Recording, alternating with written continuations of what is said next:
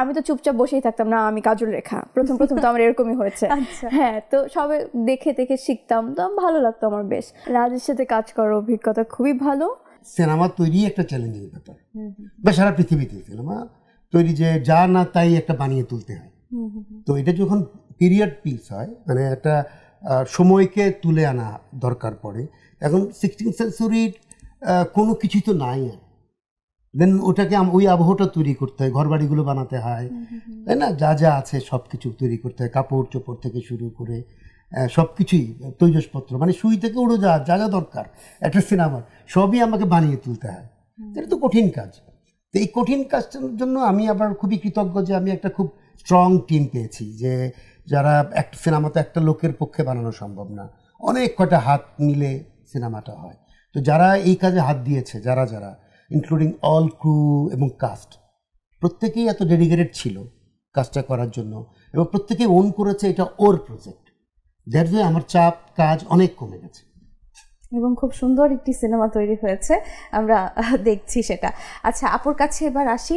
আপনার সাথে মিথিলা আপু কাজ করেছে, শরীফুল রাজ কাজ করেছে, এবং আরও অনেক গুণী অভিনেতা অভিনেত্রীরা কাজ করেছে। কেমন ছিল অভিজ্ঞতা আপনার প্রথম সিনেমা এটি? খুবই ভালো, আর ওরা যার যার জায়গা থেকে খুবই হেল্পফুল ছিল, যেটা আমি অতটা আশাও করিনি আসলে, কারণ আমি তো একদমই নতুন, প্রথম কাজ আমার, আর ওদের এক্সপিরিয়েন্স আছে অনেক বছর ধরে, আমার একদমই নেই।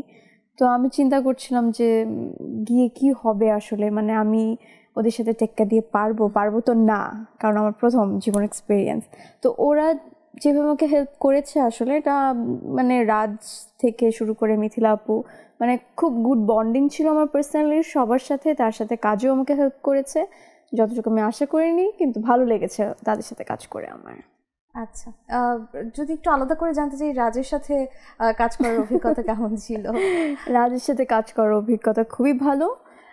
তার সাথে আমার সেটে অতটা কথা হতো না, মানে আমরা যে যার মতো থাকতাম, কিন্তু একটা জিনিস আমি আসলে সবাইকে একটু নোটিস করতাম, মানে আমি চুপচাপ তো সবাইকে দেখতাম আমি, তো মানে শেখারও তো অনেক কিছু আছে আসলে।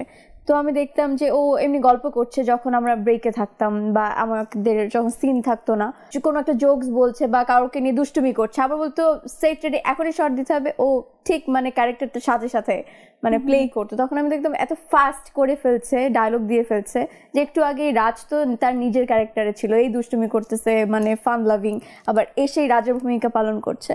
তো এই যে মানুষের কাছ থেকে যে শেখা ব্যাপারটা, কারণ আমি তো চুপচাপ বসেই থাকতাম, না আমি কাজল রেখা, প্রথম প্রথম তো আমার এরকমই হয়েছে।